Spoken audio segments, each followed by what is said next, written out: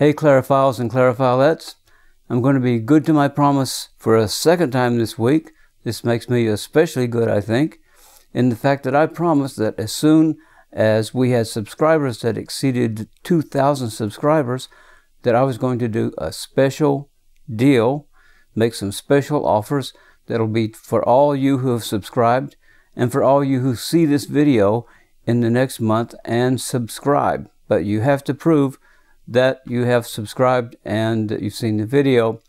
Contact us and these offers will be yours. But before we talk about the offers, I want to talk a little bit about the past two videos that we've just seen on the quantification of the clarinet.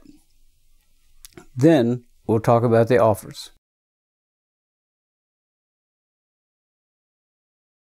The reason that I presented the last two videos was to help give you a framework for your thought. You know, most people, as I said in the introduction in the first video, most people are a lot like the blind man and the elephant. They know parts of it, parts of the elephant, but they don't really see the whole thing and therefore don't really know what the elephant is. Well, it's the same way with the clarinet. If we know the whole thing of the clarinet, if we see the entire experience, playing experience of the clarinet, then when we work on any one thing, we can also keep the whole in mind, and that can keep us from becoming myopic, and that can help us put in perspective, in much better perspective, what we do. Now, this quantification that I've offered, as I did in the last two videos, in the first video actually describing the Aristotelian four causes and arriving at the final cause of the clarinet being the musical sound phrase, and then explicitly defining the musical sound phrase in terms of stable tone, pitch, color, and shape, and then dynamics operating on pitch, color, and shape, and creating possible instability, which is something to work on the clarinet, and then response and resistance. And that's all you have in your playing experience of the clarinet from a technical standpoint, not from an aesthetic standpoint or expressive standpoint, but on the clarinet you have to play low, high, loud, and soft, and you have to play a whole series of connected tones, which has to do with evenness of response and resistance. So once you have this quantification in mind, it's like having a bookshelf, so that all the different experiences that you've had, say maybe all the little books that you have about this part of the clarinet and that part of the clarinet, all of a sudden you can put them on the shelf. You know where that belongs. That book belongs over in tone color. That belongs in shape. This belongs in stability. This has to do with dynamics, and so on and so forth. So you can order your thought and see the whole clarinet just as a person with sight could see the whole elephant. And this will help you as you progress to think about these things, to meditate on these things, and it will deepen your experience and increase your understanding. And I always say, the more correctly you think about the clarinet, the more consistently well you'll play it. And so this is what this quantification is for. I hope you'll take it with you and log it into your hard drives up there. And I'm sure that thinking about it in relationship to your experiences, your daily experiences of playing, your performance experiences, and so forth, that these things will help you very much in making progress on the clarinet most readily and eliminate being frustrated, as so many of my compadres and myself were years ago as we tried to develop as young players on the clarinet. This will save you a lot of grief and make things better.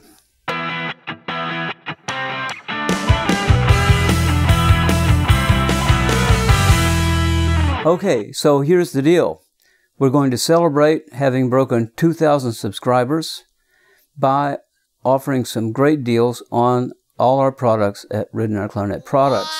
And you can check them out on our website, www.ridenourclarinetproducts.com. We always put that address at the end of our videos anyway. We have the ATG reed system, which is the largest selling reed system in the world, by far the largest selling, and one of the most inexpensive, but the most effective and easiest to use. And you don't have to take my word for that. There are thousands of clarinet players that are using my reed finishing system and don't have reed problems anymore. And you're going to be able to get it in the next 3 weeks until June 15th for 15% off the retail price. We're also going to give a 15% discount on all of our clarinets except the Libertas, and which will have a 10% discount on it. So that's another terrific offer. And also all our educational books, we already offer a student discount and a teacher's discount, but we're going to offer another 10% discount on top of that. So anybody who would like the Educator's Guide to the Clarinet or our fingering book, the fingering book that's been basically regarded the standard text on clarinet fingering since, say, about 1985, then you're going to be able to get a super deal. You're going to almost be able to get it at 1985 prices, which, yeah, well, maybe I should think about that. But anyway, well, I've already made the offer, so that's the way it goes. And just look through all our products, see anything you want, give us a call, and just make sure that you tell us you've seen this video.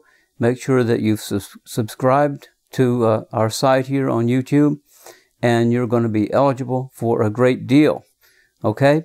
So that's our thanks for you being so faithful and being such cool guys. And we also appreciate, by the way, all your comments and suggestions and your criticisms, but especially your suggestions about what other things that we could be presented here, because think, if you're interested in it, probably everybody else is interested in it too. So contact us. There's many ways to contact us, and we'll do our best to try to research what you're asking about and give a coach an answer. In the meantime, good clarinetting, and thanks for watching.